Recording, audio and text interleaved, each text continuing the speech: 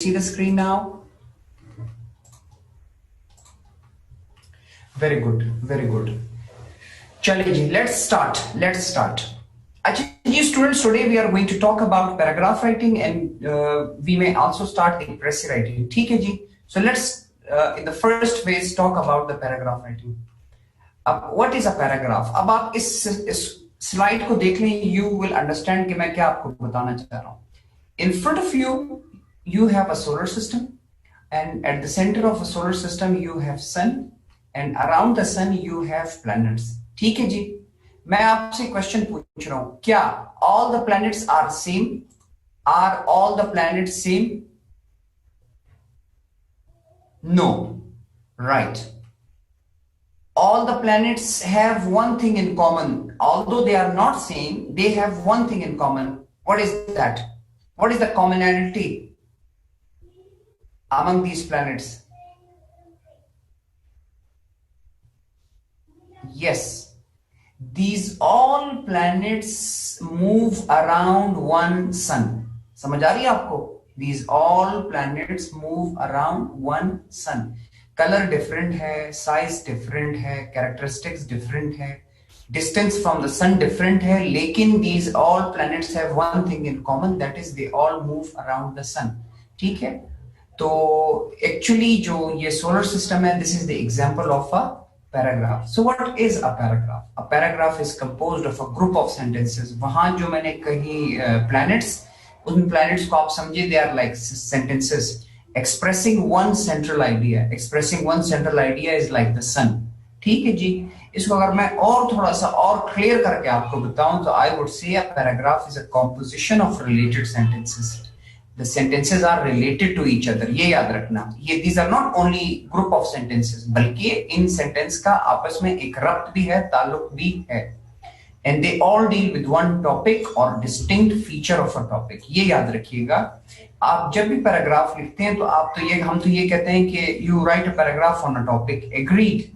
You do not always write a paragraph on a topic. Rather, you write a paragraph on a distinct feature of a topic. मिसाल के तौर पर मैं कहता हूँ कि मेरे पास पेन है, so I can write topic generally paragraph on pen. लेकिन I can also write down on the prices of pen. I can also write down a paragraph on the qualities of different types of pen. I can even write down a paragraph on the structure of one particular brand of a pen. So what you do is कि आप जो paragraph में basically you have a topic and a distinct feature of a topic. I hope you understood this. It's okay, students? आगे चलो, आपको समझ आ गई है? Challenge, good. Let's move ahead, students. Students, a paragraph has actually three important parts. Ayesha अकरम कह रही है कि repeat please. Ayesha, I am saying कि जब भी आप पैराग्राफ लिखते हैं तो आपके पैराग्राफ में एक टॉपिक होगा और टॉपिक का एक एस्पेक्ट होगा. There will be the feature of a topic that you are going to talk about. वो कैसे वो मैं आपको आगे भी समझाऊंगा. Don't worry now. लेकिन बस इस स्टेज पे ये समझिएगा कि whenever you write a paragraph, in your paragraph you have a topic and you not only talk about the topic, but you talk on the particular aspect of a topic. I hope it is clear, Aisha. Aisha Ikram, it's okay?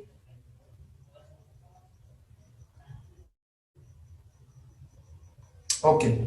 Students, a paragraph has got three parts. You have the introduction part, you have the discussion part, and you have the conclusion part. Introduction part में क्या करते हैं हम, discussion में क्या करते हैं, conclusion में क्या करते हैं, ये मैं आपको बता देता हूँ. Student, in the introduction part you actually introduce your topic, introduce the idea, the central idea of the paragraph in the introduction. तो एक बेसिक चीज याद रखिएगा, in the introduction you introduce your topic. अच्छा, question number 2. How do you introduce your topic? You introduce your topic through topic sentence. You introduce your topic through topic sentence. अब आपका question ये होगा कि sir what is a topic sentence? उसके लिए मैं आपको एक बताता हूं. You may have 3 questions with regards to topic sentence. अच्छा जी, स्टूडेंट्स, जब भी पैराग्राफ लिखा जाता है, पैराग्राफ में इन I would say 98 to 99% of cases you would have topic sentence. ठीक? What is topic sentence? Topic sentence generally as a standard topic sentence is the first sentence of a paragraph.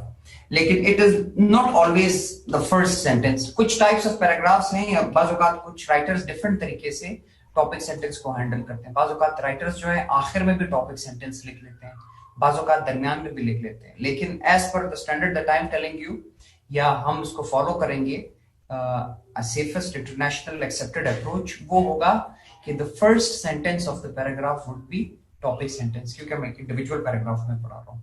This part is clear to you? The first sentence is the topic sentence. Clear? Any problem?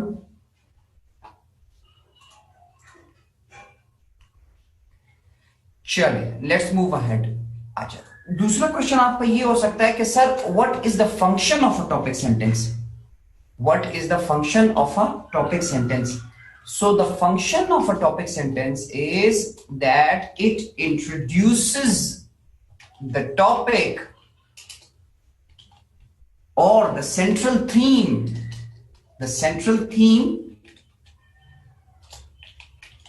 of paragraph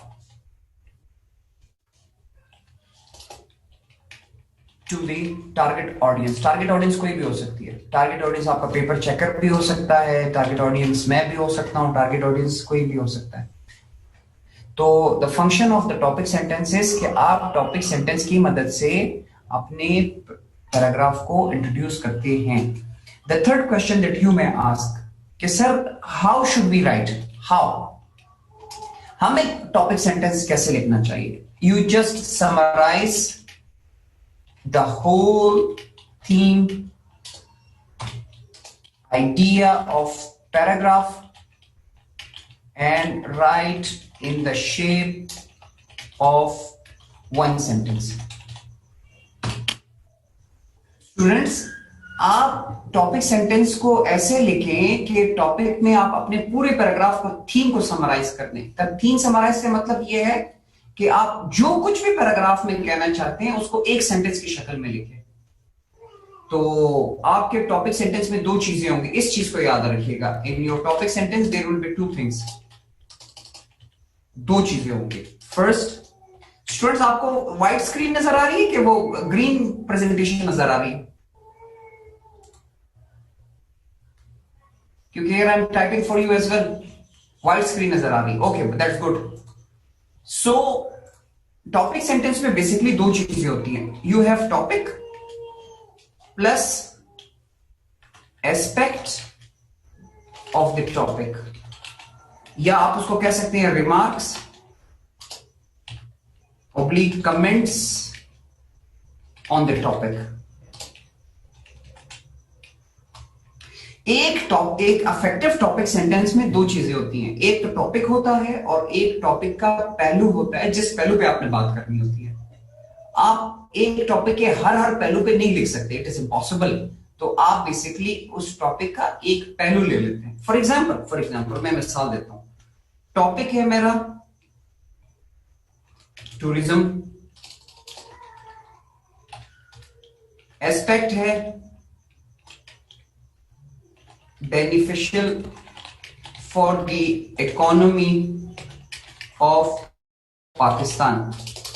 tourism के 10 लाख पहलू हो सकते हैं, लेकिन इस paragraph में मैंने ये प्रूफ करना है या मैंने ये शो करनी है कि tourism is beneficial for the economy of Pakistan. इसको भी स्पेसिफिक कर दिया कि मैं पाकिस्तान की बात कर रहा हूं, मैं किसी और मुल्क की बात कर ही नहीं रहा. मैं इधर प्रोविंस में लिख सकता हूं, मैं प्रोविंस की जगह डिस्ट्रिक्ट लिख सकता हूं, मैं डिस्ट्रिक्ट की जगह तहसील लिख सकता हूं, मैं तहसील की जगह एक पर्टिकुलर छोटा सा एरिया लिख सकता हूं, यूनियन काउंसिल लिख सकता हूं. So I have to make my topic sentence very effective. I hope you have understood this. Yes और नो? क्लियर है जी? सो ये थी, हमने बात की अबाउट द इंट्रोडक्शन में ये करते हैं. आई वुड रिक्वेस्ट यू कि आप पैराग्राफ जब लिखें, आपके पहले ही सेंटेंस इस किस्म का होना चाहिए जिसको पढ़ के बंदे को पता चल जाए कि आपका रिमेनिंग पैराग्राफ किस चीज के बारे में है. डन और नॉट? ये बात क्लियर होनी चाहिए अब आपको, जो मैंने आपको बताई है. क्लियर? आप जब अपना पहला सेंटेंस लिखते हैं उससे आपका पूरा थीम पता चल जाए कि आपने इस पैराग्राफ में क्या लिखना है, क्या बोलने लगे हैं। क्या आप लोगों ने जो पैराग्राफ लिखा था वो ऐसे ही था, पहले ही सेंटेंस में आप लोगों ने थीम बता दिया था, या बैकग्राउंड से आप लोगों ने लिखा था?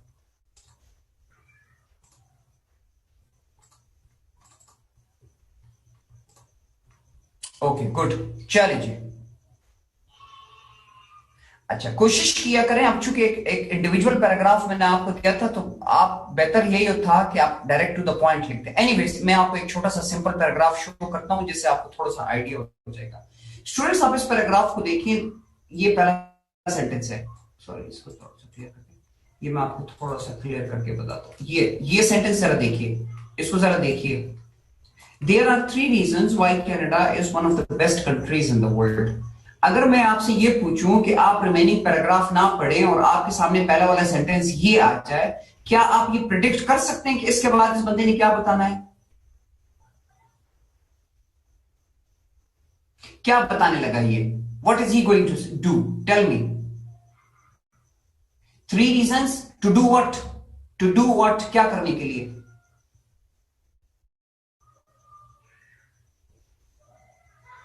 थ्री रीजंस टू प्रूव, ये बताइए, ये बताए, नहीं हाउ नहीं बताना। 3 reasons to prove that Canada is one of the best countries in the world. Yes, yeah, even justify, termina ne kaha to justify, okay. So in order to prove that Canada is one of the best countries in the world, this gentleman is going to give 3 reasons. Yes or no? I hope आपको समझ आ गई। तो ये actually एक simple तरीके से मैंने आपको समझाया है, एक सिंपल सेंटेंस लिखा है in which this is the topic sentence, और इस टॉपिक सेंटेंस की मदद से वो पहले ही सेंटेंस पे बता रहा है अपने पेपर चेकर को कि मैंने क्या लिखना है। यस और नो? ये क्लियर हो गया? चलिए जी, नाउ लेट्स मूव अहेड।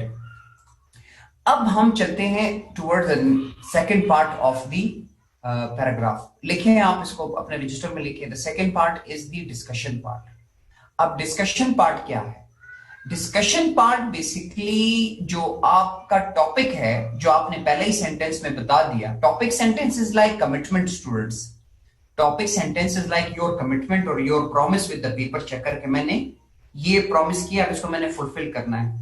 तो जो प्रॉमिस आपने टॉपिक सेंटेंस में किया है वही प्रॉमिस फुलफिल करने के लिए आप उसको डिस्कस करते हैं, उसको डेवलप करते हैं। समझ आ रही है आप लोगों को कि जो आपने पहले सेंटेंस में मिसाल के तौर पे आपने कहा कि Canada is one of the best countries in the world, पहले ही सेंटेंस में मिसाल के तौर पर आपने ये लिख दिया कि Canada is one of the best countries in the world. Now you are going to prove how Canada is one of the best countries in the world. तो वो कैसे आप करेंगे? वो आप करेंगे थ्रू डिस्कशन। तो ये जो डिस्कशन है ना, इस डिस्कशन, ये बेसिकली अगर मैं आपको बताऊं, discussion is the most important part of a paragraph. Indeed, paragraph is the discussion. ये जो है ये सबसे इंपॉर्टेंट पार्ट है पैराग्राफ का। लास्ट लाइन को, लास्ट सेंटेंस को और फर्स्ट को छोड़ दें, ये टॉपिक सेंटेंस हो गया, ये लास्ट क्लोजिंग हो गया। इसके दरमियान जो ये वाला पोर्शन है, this is the most important portion of the paragraph, क्योंकि इधर आपने जो ये कमिटमेंट की है उसको प्रूफ करने की कोशिश करते हैं। यस और नो? फिर उसके बाद आप इस पार्ट में डेवलप करते हैं अपने टॉपिक सेंटेंस को, उसकी डिटेल्स देते हैं। डिटेल्स आप कैसे देते हैं मैं आपको थोड़ा सा एक्सप्लेन कर दूंगा, you will understand it. Student, पहले मुझे ये बताइएगा कि इंट्रोडक्शन में हम कौन सा सेंटेंस इस्तेमाल करते थे? क्या वर्ड हमने इस्तेमाल किया? विच sentence? Topic sentence, very good. तो डिस्कशन में हम कौन सा सेंटेंस इस्तेमाल करेंगे? डिस्कशन में हम इस्तेमाल करेंगे सपोर्टिंग सेंटेंसेस। डिस्कशन में हम इस्तेमाल करेंगे सपोर्टिंग सेंटेंसेस। अब सपोर्टिंग सेंटेंसेस क्या होते हैं, उस पर 3 क्वेश्चंस आपके। सपोर्टिंग सेंटेंसेस वो सेंटेंसेस हैं जो टॉपिक सेंटेंस के बाद आते हैं और पूरे पैराग्राफ की बॉडी बनाते हैं। It makes the body of the paragraph. Supporting sentences का मकसद क्या है? सपोर्टिंग सेंटेंसेस का मकसद है कि they develop and support the main idea of the paragraph. Main idea of the paragraph आप कहां लिखते हैं? I am asking this question from you students, give me the answer in the chat box. Where do you write the main idea of the paragraph? Give me the answer of this question. In the topic sentence, at the start of the paragraph. Good. तो जो main idea है उसको फिर आप support और develop करते हैं। और फिर आपका थर्ड क्वेश्चन होगा कि सर हमें सपोर्टिंग फैक्ट्स कैसे लिखने चाहिए, सपोर्टिंग सेंटेंसेस कैसे लिखने चाहिए। The answer is very simple, you should give supporting facts, details and examples. आप अपने पॉइंट को प्रूव करने के लिए सपोर्टिंग फैक्ट्स दें, डिटेल्स दें, कंक्रीट एग्जांपल्स दें, ताकि आप उस बात को डेवलप कर सके। ठीक है जी, yes, supporting exam facts details ये जो है बॉडी में आते हैं शाजिया। यस, ये सारी चीजें बॉडी में आती है। कैसे, ये एग्जांपल देता हूं मैं आपको। ये देखें स्टूडेंट्स, पहले मुझे ये बताएं students, in this paragraph which one is the supporting fact, which are supporting sentences, कहां से लेकर कहां तक सपोर्टिंग सेंटेंसेस हैं?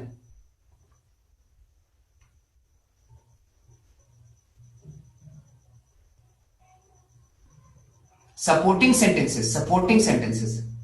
हाँ ठीक है, ठीक है, you are going on okay. कहां तक? लास्ट वर्ड बता दें, first word and last word बता दें। फर्स्टली से शुरू होगा और best to live, very good. यहां से ये शुरू होगा, ये सर, और ये थ्रू आउट आपका जो है, फिर उसके बाद this,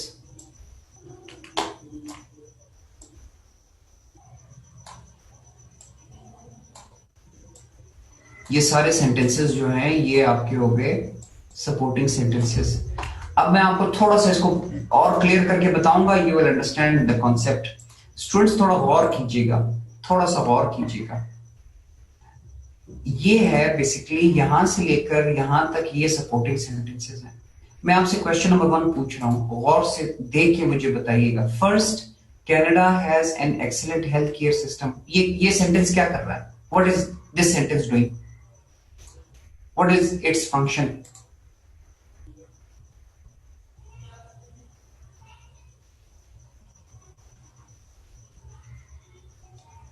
This sentence is actually supporting this sentence, that there are 3 reasons why Canada is one of the best countries in the world. So it is called supporting sentence. It is called supporting sentence. ये support कर रहा है, support कर रहा है, किसको support कर रहा है? टॉपिक सेंटेंस को support कर रहा है। वो support क्यों कर रहा है? क्योंकि टॉपिक सेंटेंस में हमने कमिटमेंट दी थी कि कनाडा के 3 रीजंस है कि it is one of the best countries in the world. अब मैं आपसे दूसरा क्वेश्चन पूछता हूं स्टूडेंट्स, जरा सोच के बताइएगा कि ये जो सेकंड है, ये वाला सेंटेंस, ऑल, ये यहां से लेकर ये और फिर ये क्या है?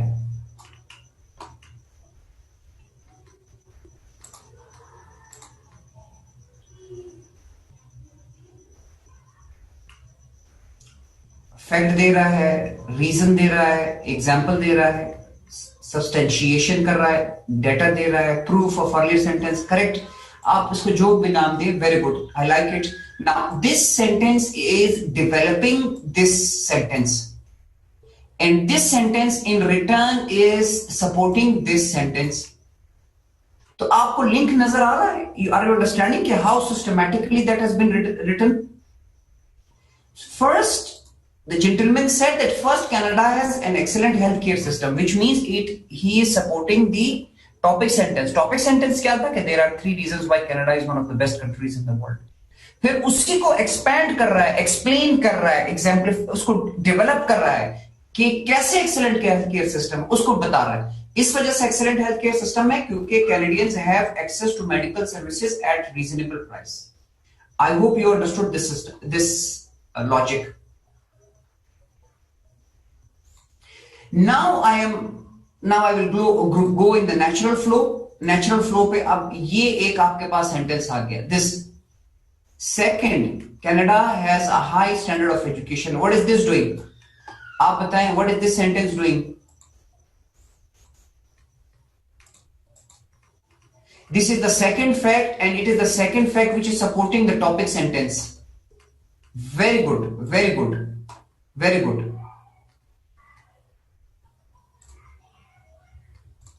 And what about this sentence? Students are taught by well-trained teachers and are encouraged to continue studying at university. ये जो green पे मैंने इसको लिखा हुआ है. What about this sentence? This is developing the second supporting sentence. बहुत अच्छे. In the same manner जो लिखा हुआ है finally, जो लिखा हुआ है finally Canada cities are clean and efficiently managed. ये क्या है? What is this sentence doing? This sentence is the third sentence which is supporting the topic sentence. बहुत अच्छे. Which is supporting the topic sentence. The third reason. और उसके बाद जो ये वाला पोर्शन है, ये जो रिमेनिंग रह गया है, ये Canadian cities have many parks and lots of space for people to live. What is this doing? This is the expansion or development of the third supporting fact. This is the expansion and development of third supporting fact. अब समझ आई आपको कि how linked are they?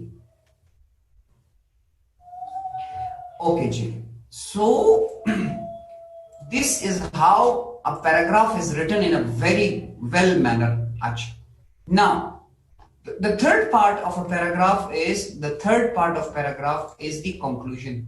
Conclusion क्या होती है? Conclusion is the concise, means brief statement referring to the central idea. वही जो central idea है उसी को refer back आप करते हैं.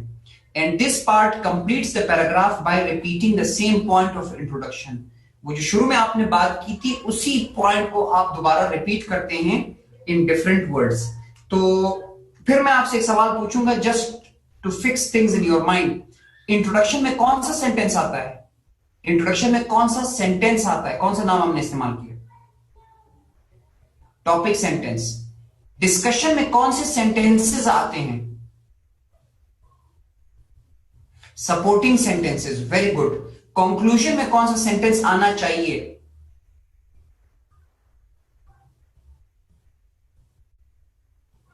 Closing sentence. आप बेशक उसको कंक्लूडिंग सेंटेंस भी कहें, उसको हम कहते हैं क्लोजिंग सेंटेंस. तो once again with regards to the closing sentence आपके तीन क्वेश्चन हो सकते हैं कि sir what is a closing sentence. So I would say कि closing sentence is the last sentence of a paragraph. ये वाला आपका क्लोजिंग सेंटेंस हो गया. फिर आपका सेकंड क्वेश्चन होगा कि sir what is the purpose of writing closing sentence. The purpose of writing closing sentence is that we refer to the central idea which was written in the topic sentence. उसको उससे refer करते हैं. जिस point पे शुरू किया है उस पे उसी को आप कंक्लूड करते हैं. समझ आ रही है आपको? तो मकसद ये है, अगर आप थोड़ा सा समझने की कोशिश करें, ये वाला सिस्टम है, इसको समझे. मैं आपको थोड़ा सा एक्सप्लेन फर्दर करता हूं कि ये मैं क्या कह रहा हूं. You started with the point, you ended with the point. Start क्या था आपका? स्टार्ट आपका ये था. एंड क्या है? एंड आपका ये है. और ये दरमियान में क्या है? ये दरमियान में ये बॉडी है. तो आपने जिस पॉइंट पे शुरू किया था उसी पॉइंट पे आपने इसको खत्म किया. It means you did not do hanky panky और आपने अपने कमिटमेंट को पूरा कर दिया. I hope you have understood this concept. Yes और नो? इस सेंटेंस आप कैसे लिखेंगे? आपका क्वेश्चन होगा कि sir how should we write the closing sentence. वो मैं आपको थोड़ा सा बता देता हूं. Students, a closing sentence is written by simply referring back to the topic sentence and रीवर्डिंग it. Refresh करते हैं, उसी चीज को रिफ्रेस करते हैं. समझ आ रही है आपको? उसी टॉपिक सेंटेंस को आप रिफ्रेस करके उसी पॉइंट पे एंड कर देते हैं कि भाई अपने जो कुछ मैंने कहा था वो मैंने प्रूफ कर दिया. तो ये मैं आपको जो पैटर्न बता रहा हूं, this is a very standard procedure और standard pattern. I hope this has given you some help and comfort. Yes और नो? अब मैं आपसे क्वेश्चन पूछूंगा students. How many of you wrote down in this way? आपका paragraph इसी तरह से था?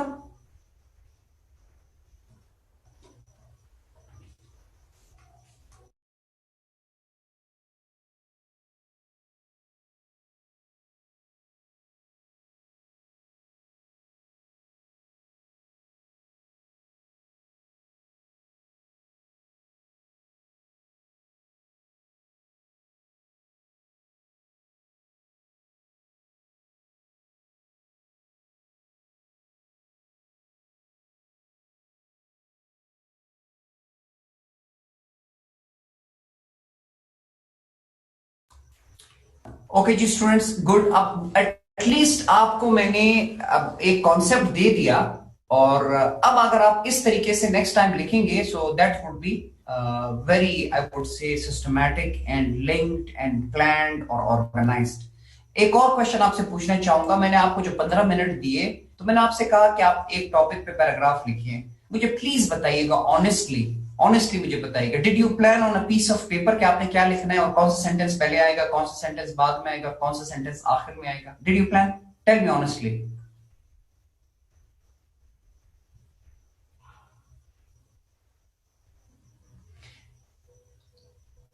Yes, I normally get the same reply from the students.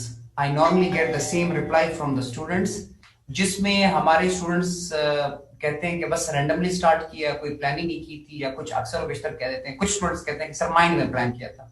Students याद रखिएगा, आज मेरी ये इंस्ट्रक्शन याद रखिएगा, whenever you write please plan। Planning के बगैर कभी भी नहीं लिखना। बेशक छोटा सा पैराग्राफ भी आप लिखें, लेकिन प्लान करके लिखें। इससे पता है क्या होगा, ये प्रोसेस आपको फैसिलिटेट करेगा, लिखने में चीजें आसान हो जाएंगी। तो नेक्स्ट टाइम प्लीज इसको इस तरह से कीजिएगा, that will help you a lot. ठीक है जी, ओके। अब मैं आपको इस पैराग्राफ के एक और एस्पेक्ट पे आपको बताना चाहूंगा कि उसका दूसरा पहलू क्या है। दूसरा पहलू मैं आपको ये बताऊंगा, बल्कि इधर ही साथ साथ ही बता देता हूं, इधर ही कर देते हैं। स्टूडेंट्स एक हेडिंग लिखे अपने रजिस्टर पे, कैरेक्टरिस्टिक्स ऑफ पैराग्राफ। लिखें characteristics of paragraph, characteristics of paragraph या principal features of paragraph.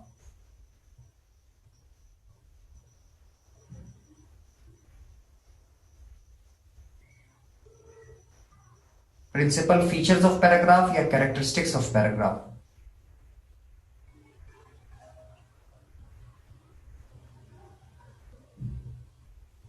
Okay students, एक अच्छा पैराग्राफ जब आप लिखते हैं तो उसके कुछ कैरेक्टरिस्टिक्स हैं, कुछ फीचर्स हैं। तो मैं आपको एक एक करके पहले बताता हूं। The first feature of a paragraph is unity. लिखें unity, unity is the first feature.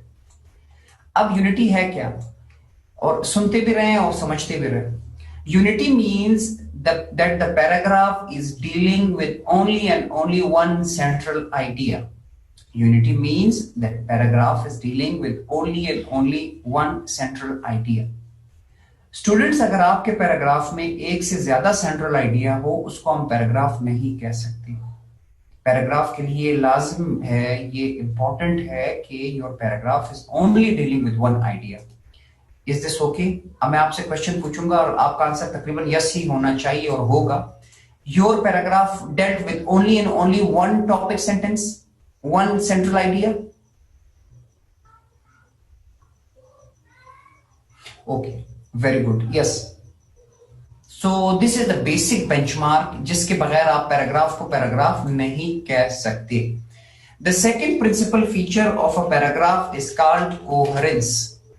The second principal feature of a paragraph is called coherence. लिखें coherence, दूसरा है ये फीचर। अब ये coherence क्या है? coherence means the natural or logical order of sentences in a paragraph.